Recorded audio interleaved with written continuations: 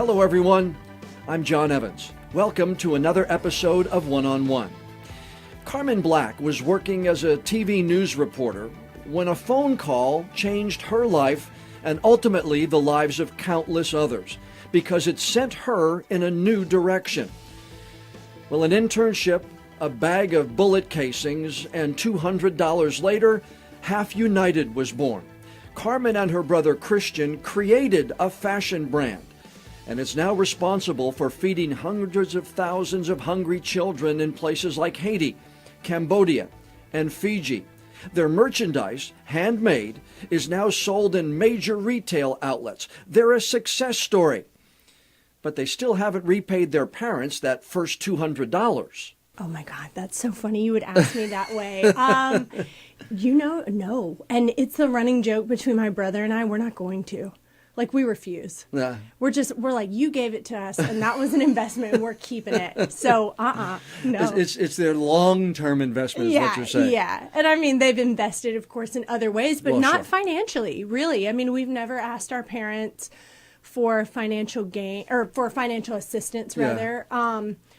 And to be honest, my dad one time broke down and said to me, he goes, and this was probably a year ago, where we were doing okay. We didn't need our parents' help at this point. But he goes, there were so many times where I went to go and just write you a check or just help you. It may not have even been a lot, but he goes, and then I just didn't, because I knew if you were going to succeed, you had to fail or almost fail or just go through whatever you needed to make it if you're really going to make it.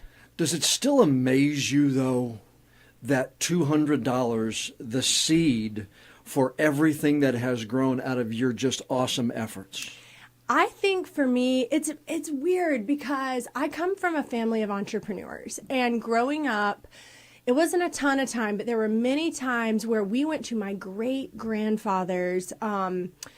It was a grocery store that he transformed into a barber shop, transformed into a music shop, because everyone in my family is musical, back into a grocery store, and he didn't retire until he was 95. Wow. And he died at 99. So it's one of those things where I looked at the way that my great-grandparents ran business, debt-free, helping. He would always let people come in and put their groceries on credit and just helping the community however he could. And I don't know if it's that kind of was ingrained in us somehow, but we have literally run a business the way that any one of our great-grandparents would have done it. We've been debt-free since day one. We've never taken a small business loan. It's like just cycling money until it grows and grows. Where was all this that your grandfather was doing this business? This was in Norman, North Carolina. Okay. So like Norman, Aberdeen, Rockingham. Wow. Yeah. That's just awesome. I mean, I just but I think for those of us who have faith-based things have a way of working themselves out beyond explanation. Right, absolutely. And I'll tell you, speaking of faith, my brother and I, we're Christians, right? We're proud of that. But Half United in and of itself isn't a faith-based organization. And primarily not because we're ashamed of our faith or we don't want people to know the peace and love of God that we have. It's because we never wanted anyone to think we would only feed Christians, or that we would only work with Christian organizations. So Buddhist, Hindu, black, white, skinny, fat, anyone. If anyone is hungry or needs help, we just will help anyone. Yeah. Do you remember the first person to ever buy a piece of the Half United merchandise? I wish I did. I probably would say, though, it's probably one of our parents. Okay. And early on, I had a girlfriend who now has started her own cause-based business. Again, not faith-based, but she's a Christian. We would sit on the floor in her apartment, and she would help me hand make jewelry. And she and her husband would buy the stuff from us full price, knowing good and well in the early days the quality was not the best, and so it was probably Lauren or Kyle. But I do know our first retail store. Right. That was a big deal for us. Yeah. So yeah. Were there oh wow moments along the way? I imagine there had to be oh wow moments along the way where this was starting to gain traction and then starting to gain momentum, and then all of a sudden Half United is out there and being talked about, and you guys are on your way. Yeah. Oh God, there's been so many of those. Our first oh wow moment was literally our first retail store. It's Holly Lou at Wrightsville Beach. Yeah. And that was just oh wow because we had put out a pretty controversial product. So we have a necklace made from recycled bullet casings that, honest to God, we did, and I'm not going to say we did it as a fluke or as a trial, but really somebody had donated a bag of recycled bullet casings to us. They said, we heard you want to do jewelry. Brass is expensive. We heard you have no money. Melt this down and use the brass to make charms or whatever you want. And we looked in the bag and I said, Christian, what do our customers do? And he said, I don't know. They fight hunger. I said, exactly. They're hunger fighters. I said, let's take something that represents fighting and in a negative way at times, right? Yeah. And let's spin it on its head, really, and let's turn it into something positive. And this is now a fight against hunger. And let's turn it into a pendant on a necklace. Let's just see what happens. Well, when I took it to this retail store, I was sort of embarrassed, to be honest, because Really? I was, because I don't take bold stances on my political views. I don't take bold stances on just a lot of my own personal views. I kind of keep them personal, and other people, I respect what other people believe. Well, putting out a necklace made of a recycled bullet casing, I just felt like that's very punchy. Like, it's in your face, and it's not like I'm a punchy person, but with my opinions, typically not about controversial things. Mm-hmm. So when Catherine Yearwood, actually, who owns Holly Lou, said, sure, I'll take 10 of them. It was because I so respect her and because I knew it was a product where we were really putting ourselves out there to receive backlash. I kind of thought, oh God, like, this is so exciting. I can't believe she's believing in this. And within a week, it was only 10, but they all sold out. And it was in that moment, our first little aha, that I said, uh-oh, I think we have something. Yeah, oh yeah. Because 10 units in a week back then, that was a lot. Yeah. You know. Was there a time when somebody of some, I mean, you said you respected that person, but was there a time when someone of some notoriety, maybe a celebrity, maybe somebody reached out or said, hey, bought a piece of the product or got on? Sure. Who was that? Oh, we have TV shows. We had what is it? CSI, their cast and crew were wearing them in LA. I flew out to LA and met with them on set, and that was really exciting. We've had not Tori Spelling, but some famous singer. Right. See, look at me, I don't know. The Avett brothers wear our products. We've had... I'd imagine that was just another one of those oh wow moments, right? God, yeah, that was so, oh wow, that was, and that was here in Wilmington, which is another very special thing. So to be standing here and watching these guys up on stage wear our stuff, it's like, what is happening? When we got invited to go to Haiti with Tom's Shoes, yeah. And he's not really a mentor of mine, but he's certainly somebody that I very much look up to, Blake Mykoski, who's the founder of Tom's. Well, you interned there, right? I interned there actually right after I left WECT. Right. I went and lived in the jungle in Costa Rica for a month to literally help this building project and kind of like figure out, is journalism my thing or do I want to do something else? And when I came back for a few months, could not figure out what I wanted to do, was really kind of sad over the loss of leaving journalism and kind of realizing this little life dream I had had since a little girl, I'm not like that great at. Like, I'm good at speaking, but making everything else, I mean, it's a lot of work what you guys do. Yeah. People don't realize. So when I saw the program at Tom's and they were hiring out of thousands of people, they were only hiring 13 people. For some reason, when I read this job description online, I started bawling because I was like, I don't know why, but I'm getting that. And something about this job, because it was a paid position, but it was a 6-month term only. And I said, something about this job is bigger than just getting my next job. And I knew that, but at the time, I didn't want to start a business. I didn't want to start a philanthropic company. And it was when I went to Tom's, not only did I fall in love with their business model, but I really loved their founder. I thought he was just interesting. And so when he invited Half United out of all the businesses he could have invited to go to Haiti with him and his team, and we got to be a part of their Spring 15 campaign, that was like, whoa, this is quite the honor for us. Yeah. Well, you were in journalism. Your mom was a business owner. Your dad was a preacher. So you had your mindset on journalism going through school and going through college and stuff like that? Completely. And actually, I don't know if you know, the reason I got a job here is because I had interned here and I knocked my internship out of the park. I did this awesome story that on the underground tunnels here in Wilmington, and I had 2 months to put it together. So it better. I didn't have 2 hours. I had 2 months.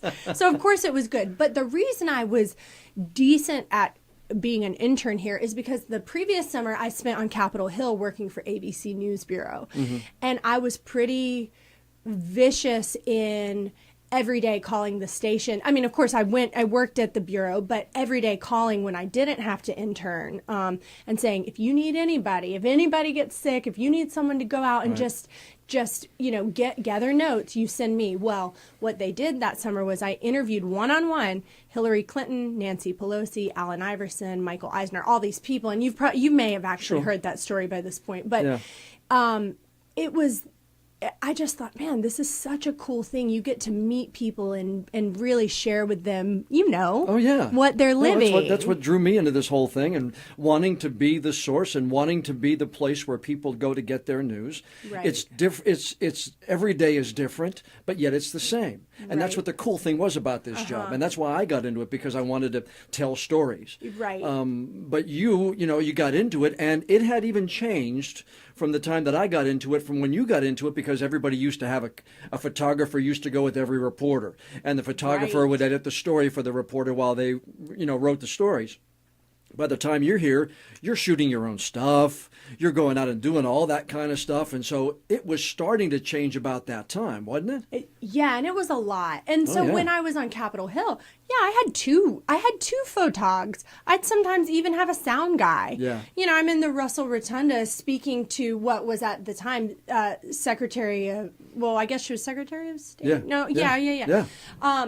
And I'm looking at her in her face with, we had the lights and we had the camera guys. So of course I loved it. And then I get here and day one, they're literally go cover a hermaphrodite cat in Hampstead. I'm like, are you freaking kidding me? And they're like, and take your own camera with you and, take your little microphone. Your and I'm like, I had just graduated college 2 weeks prior, literally, know? And so I'm like, what am I doing? I'm really in over my head. And sometimes I even look back here and I think, God, with my experience now and all the hard knocks I've been through and understanding time management and hierarchy.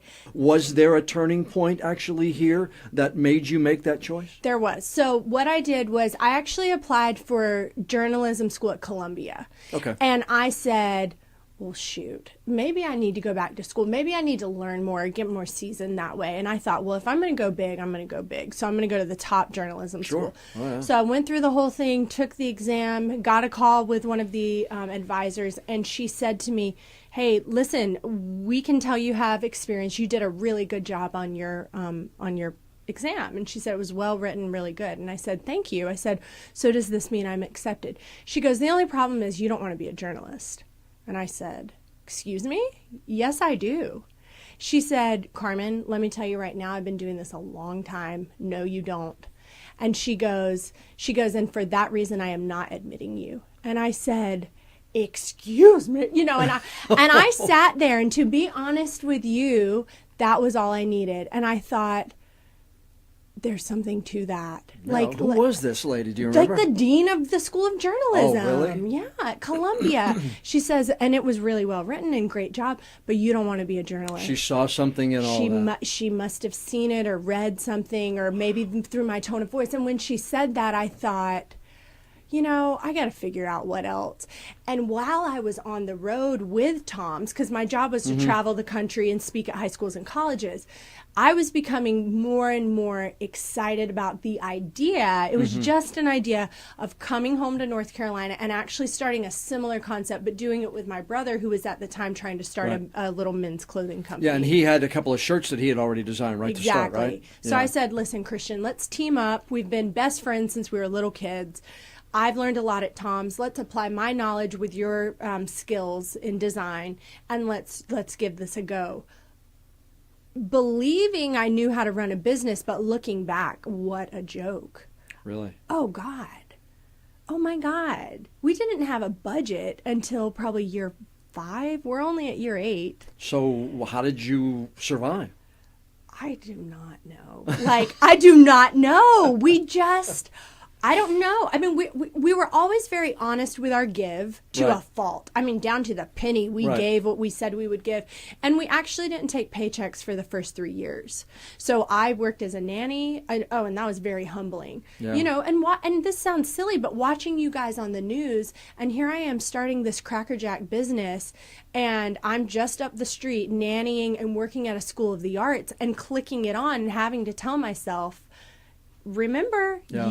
you're doing something different, Wow. you know? And so, I mean, it's crazy the little things that you go through that are very unique to you, but that we all kind of like But that had to be a big growth moment then for you too. totally, Yeah. totally. Because that's another thing I even look back on my time working here. I thought I was humble, but I mean, not really. Yeah. Now I would be a totally different person now, just because even my family says, you've changed. I said, well, yeah, because business will make you fall flat on your face. Yeah. And then when you rise up, you realize, okay, let me yield to all of this, and it's time for me to be a better person. Who gave you the bullet casings? Do you know, I don't know. I do not know. And my brother doesn't know. They just showed up one day? Not like they showed up, but I remember we were up in my apartment and someone knocked on the door. My brother went down and got them, came back upstairs with a bag of them, sat them on my apartment floor. We scuffled through it, and that's when we made the decision to do our Fighting Hunger necklace. But to this day, we don't know who that person was. Really? Weird? Yeah. I don't know. No note, no nothing? No, and I think at the time they must have known us or known my brother or something. Yeah. But neither of us can remember who it is. Well, that even makes what you do, that makes it even that much more cool. I know, it's kind of cool that I way. think. Yeah. That means you were supposed to do it, and that was a sign that you were supposed to do it. Yeah. That's really kind of awesome. So you begin this. How did you begin, and how did you decide on what to do the give, the meals, and how did that concept get born? So early on, you know, this was back in 2008 when Tom's Shoes was just starting to take off. And there were a few other companies like his that were taking off. So Charity Water was taking off. There was a company at the time called Falling Whistles that was fighting for peace in Congo. And so we looked around and we said, all right, all of these awesome businesses, one's doing water, one's doing shoes, one's doing peace. What's missing? And we said, all right, food. We could be the missing link in food. Well, now business, it sort of doesn't work that way in business, but at the time we sort of felt like there's a cause not being addressed. So we thought, all right, food is what we're going to choose, and we're going to choose it because every person can relate to being hungry. So it's not like Alzheimer's or cancer where some people have faced it and others haven't. We thought everyone knows how to be hungry, and we know how to fight this. It doesn't take $1 million. You give somebody something to eat, and temporarily now we've solved this problem, right?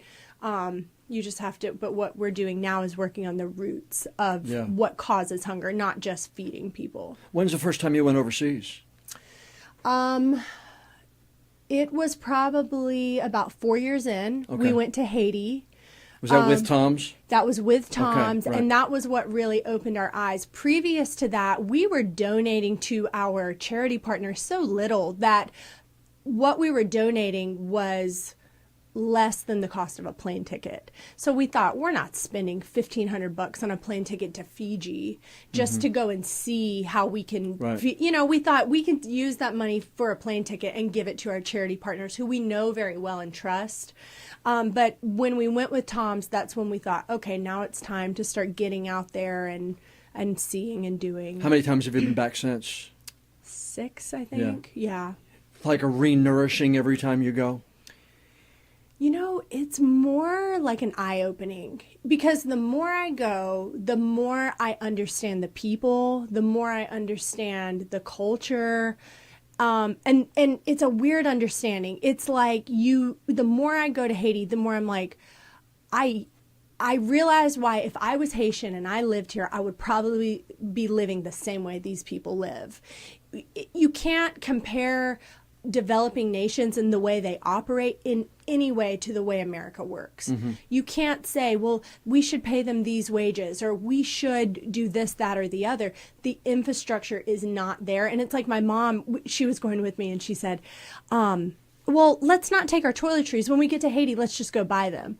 I said, Mom, I don't think you get it. There's sometimes nowhere to go and buy anything. And she was like, what? I'm like, Mom, there's no stores. I mean, and in parts of Haiti, Right. it's a metropolis, right? Yeah. But in the places we work, you would take a bus ride 2 hours up into the mountains. There's no electricity, no running water. There's nothing. So, yeah. You said you trust your charity partners. Yes.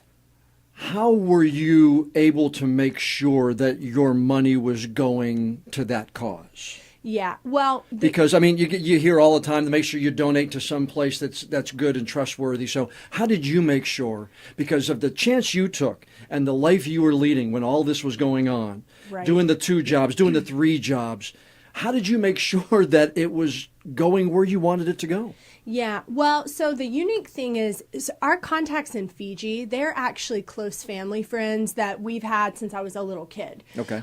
So they're Australian, but this lady who is an Australian moved to Fiji to help this program. So knowing them and trusting them is, I mean, that's not even a thought to me. And I know people can say, well, you never know. Yeah. We get financial records, we get monthly reports that we require that we receive pictures, videos, Skype calls. These types of things are very regular for us. Cambodia is the difference there is that they have an American home base, so it's a lot more accessible for us to see and do and understand than it is like our Fijian partners. So in the Cambodian, I have not seen as much. Now I see pictures and we see our monthly report and that sort of thing, financial records. But that's a very small organization that's home base is here in New York. And so there is a trust that has to happen there, but they're very accessible if we needed to like really walk in. And then in North Carolina, we're here. I mean, we're literally boots on the ground a lot of times. And then Haiti, we go. Yeah. So, Do you remember the last story you did at WECT? was it the air? The last one I remember that I could find Yeah. was the DOT removing a memorial on River Road that a woman had put up for her daughter who died in a crash. Okay. I don't even, That was July 11th of 2008. okay. That was a story you did. Now, the reason I even looked that up was July 11, 2008, you're doing stories on people's lives that are impacted. February of 2011, WECT does a story on Half United and the work you're doing to impact lives. Yeah. It comes full circle. Right. It's amazing. Yeah. And, that's one of the things that I now can say, I don't know if journalism is dead for me. I think it just might eventually take a different form. Right. Maybe I'll do special stories and of course, getting news coverage for my business. Right. Now, it's run the gamut. Yeah, and when that happened to me, that was an emotional thing. That was a very humbling thing for me. I don't think she still works here who covered us. Do you have the reporter's name? I don't remember who did that. I'm not sure who did that story. Katie, but that might be wrong. I'm not sure who it was. Okay. I'd have to look at it. I just thought, as I looked at it, I was like, wow, 2.5 years full circle, one side to the other side. And can I tell you, when they did that story on us, our office was not even 4 minutes from here. So welcoming that reporter into my office, and it was so tiny, but knowing it's in such close proximity to here, that was definitely very bittersweet for me. So there was a part of it that when I did that story, I wanted to do extra good, right? Because I wanted to make you guys back here proud. But there was another part, I was a little jealous of her. Oh, yeah? Like I don't know, you're doing what I thought I would do. Yeah. I think try to tell her how to write it and make sure you use plenty of nat sound and get my good side out all night. Yeah, I'm like, if you need any B-roll, we can just fake some stuff. Oh my God. That's funny. Yeah. What's Christian like? Christian is pensive. Christian's a thinker. He is Christian is simple. He likes to make well thought out, uncomplicated decisions. not like me. Yeah, we are the opposite. Is that why you guys get along so well? No, that is why we argue so much. Okay. So we argue probably twice a day, even till now. But I'll tell you this, he is like the balance. He's like the yin to my yang. Okay. Like if I couldn't be here to speak for us, he's not here today because he hates this sort of thing. Right. I love being in front of the camera, right? Sure. And so we're total opposites. Yeah. But yeah, But you've always been close, even growing up? Oh yeah. I protected him. You didn't. And I'm the older sister, of course. Sure. And our parents divorced when I was in 5th grade and Christian was in kindergarten. And for a time, we actually went and lived with our father. Now, I mean, our parents they don't have a great relationship. They're friends. Right. But we have great relationships with both of our, yes. But there was one year where our parents were actually closing a business in Raleigh, and my dad had taken a new job in Charlotte. And so we went, while our mom closed the restaurant, we went and lived with our dad. And that was the first year that we lived without both of our parents in the same home. And I, for some reason, just took over. And my family jokes about it now, but I took over that mother role. And so waking him up for school, I was only in 5th grade, which is so weird to think, but I got him up. Yeah. I made sure his teeth were brushed. I walked him to class, and I remember I would leave my 5th grade class with change in my hands, and I'd go to his kindergarten class, and I'd ask the teacher, "Can I make sure he has lunch money?" And she's like, "Of course." And she knew what was going on in our family. Oh, yeah. And so I'd go, "Christian, do you have lunch money?" And it's like that's how our relationship has always been. But see, that shows me the side of you caring and then half united on down. Again, these are small signs that you look back and say like, whoa, I could have checked that off the column when you were 5 years old. Listen, that same 5th grade, actually, I feel like, and I say this very honestly, God gave me that 5th grade year. And I know everyone has that special year. 5th grade was a very pivotal year for me. And I had a teacher, Christian's teacher was awesome, and she knew what was going on, so she would give us some leeway that wouldn't normally be allowed. And my teacher, once she learned what was going on in my family, was very sensitive to it. And I remember her taking a special interest in me, but not like the class pet.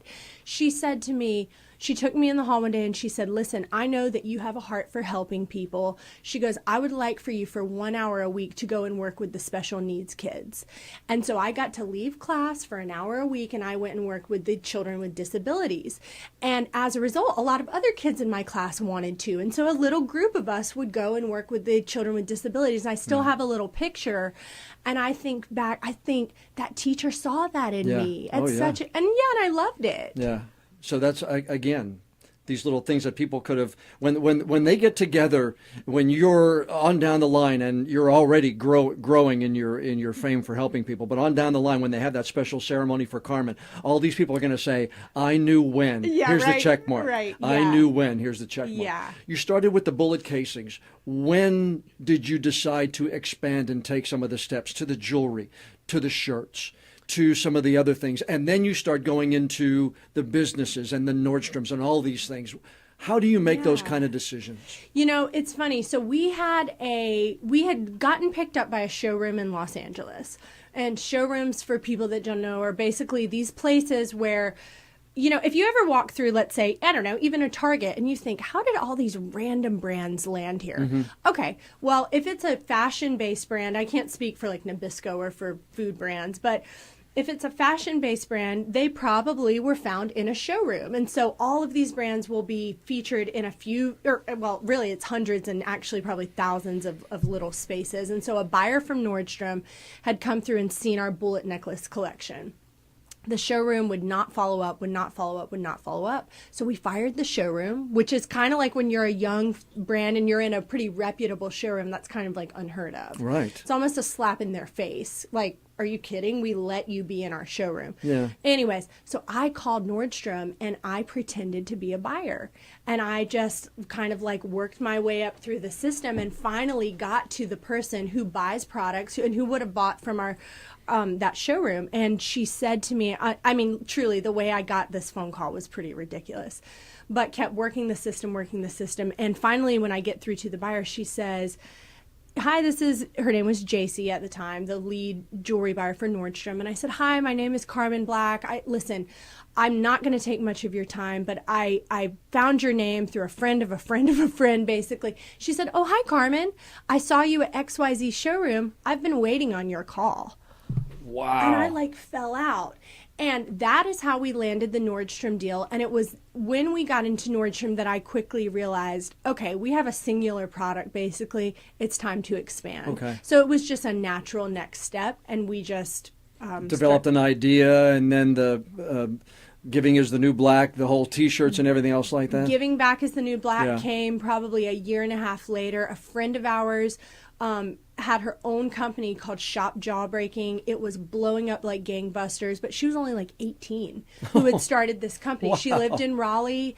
Celebrities all over the place were wearing her T-shirts. And she and her mom really cared about Half United, and they said, listen, we have a slogan that we want to give you, but we don't want any royalties. We don't want you to pay us for it.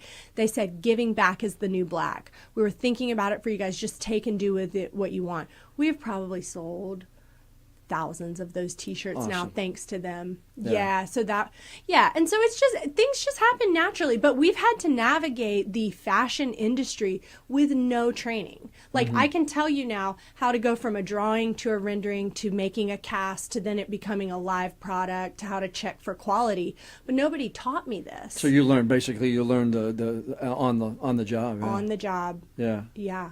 Half United. Yeah. The name, now you were telling me on the phone as we were setting this up that you're talking about a possible change, but how did Half United come up? So in the earliest days, and this will probably confuse people, but in the earliest days, we didn't know if we wanted to continue, and I'm talking earliest days like month 1, right? So this is a long time ago. Yeah. We didn't know if we wanted to be a fashion company that feeds or a food company that actually feeds. Okay, so nobody really knows this, but the idea was to start a food. Actually, I don't even know if I want to share this idea because we might do it one day. But I'll just tell you what I won't go that deep in the name meaning. But what I will tell you is the idea once we decided to be a fashion-based business and we really stuck to that idea was that when you buy one of our products, unlike other products that you're purchasing, the actual purchase and the thing that you're getting, that's only half of what you've just done. We want you to remember that taking this item home, friend, that's only the first half. The other half is you are feeding a child in need, but you are uniting with other people around the world who are also making these same purchases. Right. And together we are ending hunger. I got you. And so that was the whole thing. Okay. Yeah. And is there a growth possibility here to do some other things, as you were telling me about the possible on down the line? Absolutely. So come spring of next year, we want Half United. Now, our giving will never change. We're always going to feed. We really love that aspect of our company. But the way we feed is most likely going to look a lot different, and it's probably going to be a lot more tangible, where I can call you and say, hey, John, we need volunteers on Wednesday. I need you to come and help us feed. And the way that we're going to do that, you would probably say, yeah, I want to do that. It's not a soup kitchen. It's not this idea we've all seen and heard. It's not that. It's something new that will employ people and feed them. The products we're going to be offering are changing. We are going to become a fully functioning lifestyle brand. So a lot of different types of products you can wear on yourself or use that will be branded Half United. And then our name may change. We don't know yet. Yeah. Well, you've got my cell phone number. When you need volunteers, all you got to do is just give me a call. Good. Yeah, we will. We will.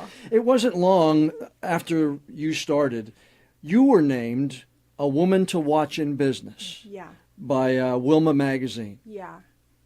Out of the blue, your thoughts when they called you and said, we think you're one of the women to watch. Well, being an entrepreneur, my first thought was really, to be honest, what an honor. Thank you. This is going to be great exposure for the brand. That's about as far as I took it initially. I didn't think, finally, they've realized, what, remember, by this, I'm pretty humbled by this point. Oh, sure. And in a way, definitely thought, there's a lot of great women in this town that do a lot of extraordinary things and have done them probably for much longer than I had. So, Yeah, definitely was humbled, but really excited because I knew that that would be an outlet for getting our name out in the community. Yeah. In 2014, I was up in Washington, D.C. covering a Mike McIntyre conference. And I walk into a meeting room, and I look in the back, and there's Carmin Black. No, You're at Washington, D.C., invited by a congressman to come up and address a gathering in Washington, D.C. Now you've grown to that level. Yeah, that was weird. That was really weird. Why? Because that was so weird that they would contact us and believe that Half United had enough to say, or represented enough to speak on behalf of how business needs to change or evolve in the state of North Carolina. To me, sitting on the panel with, wasn't it like Duke Energy? Oh, yeah. I mean, it was, but you were doing it from the, I don't want to say nonprofit side, but you were doing it from a more grassroots side For and sure. giving. But it was amazing to me, and I walked in there and I saw you there, and we said hello, and I said, "What are you doing here?" I'm on the panel. I was You're like, probably like, why? no. What I said was, good for you. Right. I wanted to hear what your story was compared to theirs, but Yeah. I can imagine that was a not a oh wow moment, but a holy you know what moment. No, it totally, and see, that was a weird thing too, because that same building, when I was at ABC, Yeah. clicking, clacking through those, I mean, the news stories that I covered on Capitol Hill, even that, I mean, I never in my life would ever get the chance to, I mean, the first signing of the first constitution in Afghanistan, and the Virginia lynchings that John Kerry spoke at, and getting to watch him apologize to these victims of lynching. And anyways, but just, yeah, so that was a very surreal thing for me to be back on Capitol Hill, representing now my brand. That was surreal for me to see you there, because, I'm still so connected to this station, sure, yeah. And you do such a great job, truly. What did that get you? Did that lead to new opportunities? It didn't. There were no real connections that I made there that sort of blossomed into anything today. But what I will tell you that it did is I went and I sat, and you sit and you can overlook the congressional meetings or whatever. And I sat in there and I thought, I wonder if one day I want to run for public office. I wonder if this is something, I just sat in there and I felt like, this is definitely a way to change people's lives. And if you can do it honestly, you could really do it for the better. And so that was really cool. But standing up there was awesome, because I thought, all right, I don't know if I can stand up here in front of all these business leaders that cared enough to travel to DC to listen to this. I don't know if I can impact them about my business, but what I can impact them about is hunger in North Carolina, and why any business can choose to volunteer or give back or feed. And I think the things that I got to share that day were hopefully a little eye-opening about what we're feeding our kids in school, Sure. in public school. It's pretty gross. Yeah. So, and there's a lot of reasons why, funding and other things, why it is that way. How many times have you had to stay true to making sure that the products you use are made in the United States? Because you could have, I would imagine, had the opportunity to lower some of the costs, Right. to make a bigger, net gain, to then donate more. Right. Have you had to really catch yourself and say, no, we're not going to go overseas. We're going to stay with materials that are made in the United States? I'll tell you, the way that we're doing that is, the answer is yes and no. So right now, everything is still made in the United States, with the exception of one product that we actually have sourced overseas. We used to have a friendship bracelet made by the kids in Cambodia, but as part of a craft project only. We had a retail account call us last Christmas and say, we want 20,000 of these bracelets for Christmas. Okay, so at that point we said, okay, this is not a craft project anymore. We've got to find these elsewhere. Truly cannot source this little friendship woven thing in America. I mean, you can't find it. Yeah. So that is actually made in Sri Lanka. We checked out where it's made. We felt like it, clean bill of health. We're solid with it. But everything else to date is still made here. But what we're going to do is we're actually going to manufacture internationally, but we're going to do it through fair trade organizations. And I fly to New York next week to meet with an organization called Nest that connects businesses like ours with fair trade artisans that make anything in the world you would need. So we're gonna adopt what a company called Everlane has done, radical transparency, where we're going to be wildly open about where the stuff is made, who's making it, to the point where you can click on a map and visit, the artisan group, or Virtual you can go, reality. or you can go to their website and you can, if you want to knock us off, now you know where to do it. We're going to be that transparent just so that people can trust we're still doing this in a holistic way. Right. Yeah. In March of this year, in a HuffPost article, the co-founder of FabFitFun, Katie Ann Rosen Kitchens, named you, Carmin Black, in the group of female leaders she admires, saying you are changing the game by creating and running truly fantastic brands.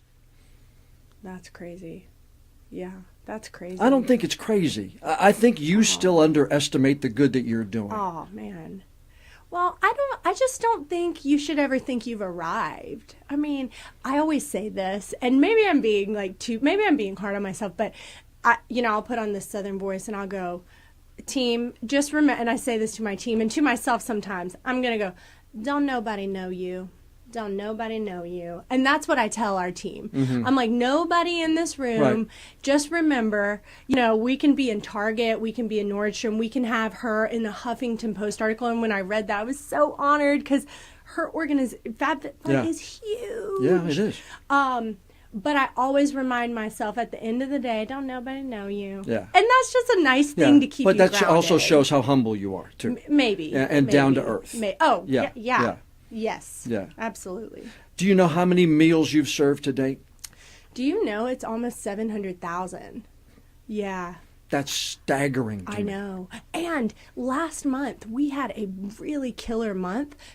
So I need to go back and I'll get you an exacting number, because last month alone was a really good month for us, and we gave, I think it was something like 18,002 meals away. Wow. And so our bookkeeper, he runs these numbers for us weekly, and at the end of the month we make donations. And when he sent our team that report, and he tells us item by item, here's all the items that sold and all the money's contributed. We get these weekly. When I got that at the end of the month, I'm like, oh my gosh, that's big. Can't smile big enough for that one. No, that's wonderful. That's wonderful. Yeah. What's the best phone call you ever got related to Half United? Yeah, right. I really think it was that time where, I called Nordstrom, I called their operator, and then an operator sent me to another one, and then they've got this great operator system, and sent me to another operator, and finally I got to this man on the phone who was so nice, and he kind of sounded like Santa Claus, and he's like, hello. And I said, listen, sir, I've been calling you guys for weeks, and your operators probably know me by name. I said, can I tell you my story? And he said, yeah. I said, look, I've started this company with no money. We're trying to feed kids in need, and I heard that one of your buyers might potentially have some sort of interest in my brand. I said, I fired one of the most reputable showrooms in the industry over what I'm doing today. Is there any way you can just tell me her name and connect me? He said, okay, I am never supposed to do this, and you do not know me, but I'm going to connect you to her assistant, and good luck to you. So then got the assistant, and then got her. And when I called her and I said, hi, JC, I want to introduce myself. I will not take much of your time. And she said, oh, hi, Carmin. I've been waiting on your phone call. That to me, I will never, I literally sat in my seat, because Nordstrom is, in my humble opinion, they are just like the pinnacle of great customer service, and they are still family owned. And so for that to happen, when we were such a small company, still making all of our products by hand, like I'm doing emails and literally hand making the bullet necklaces still. For her to say that, I don't know if anything will trump that in what it meant for our company. Yeah. It has been a true joy watching Half United grow. Thank you. And watching your I would call it an idea, but I'm calling it more of a passion. Yeah. Because I think you're probably like me, that you don't have a career, you have a passion. Yeah. And yeah, it comes through with you. Yeah. Yeah. Because I mean, and we call it work because it's work, but it's more than just that. And I see that in you, and I've seen that in the times we've talked about this. And it just is. It does the heart good to know that successful people like yourself are out there and doing good work. And I mean that, and I've told you that before. Thank you. That means a lot. Yeah. Yeah. That means a lot. And I'll tell you, if I had any advice for people, in passion-less careers and careers they're passionate about, it's really just that I think you have to, I've been going through this thing lately where I just feel like you really have to be honest you have to get up every day and really be honest with yourself about who you are, the things that you need to improve upon, and the things that how far you've come. Mm-hmm. And I don't know. It's almost like I feel like I'm going through this weird phase in my life right now. A lot is happening family-wise, business-wise, good things, some challenging things. And I've been spending a lot of time in thought and prayer, and sort of like I'm seeing like myself like change and grow. And one of the things that I'm just like really realizing is the importance of just being honest and true with yourself and saying, you know what, today I'm going to wake up and I'm just going to be the best me possible. I'm going to be happy. I'm going to be kind. And when you live that way, and I've been doing this now for a few weeks, your life changes. It is crazy. Nice. I know that sounds simplistic, and it's like, really, I thought you had something big to say. But just... But you know what? It's about time that your life improves, because you've improved the lives of 700,000 people and others all in this country. I know, and we hope a lot more. Yeah. We hope we're going to be creating a model that will be replicable in all the other countries where we feed, and by hopefully other people that we maybe never work with. I appreciate you taking an hour out of your day, because I know your time is very, very tight, and you're helping people all the time. I appreciate you spending some time with me. Oh my God, this has been an honor. I mean, truly, this is an honor, and this is a great use of my time. This is awesome. Carmin, thanks so much for being here. Thank you. Thank you. You can find all of Carmin and Christian's handmade merchandise on the website halfunited.com. But it's also sold by major retailers like Nordstrom and Target online, so you could find it there too. And every time you make a purchase, remember, you're helping to feed a hungry child here and overseas, thanks in part to Carmin and Christian Black. If you know someone who you think would be a good interview for an upcoming episode of the podcast, send me an email, jevans@wect.com.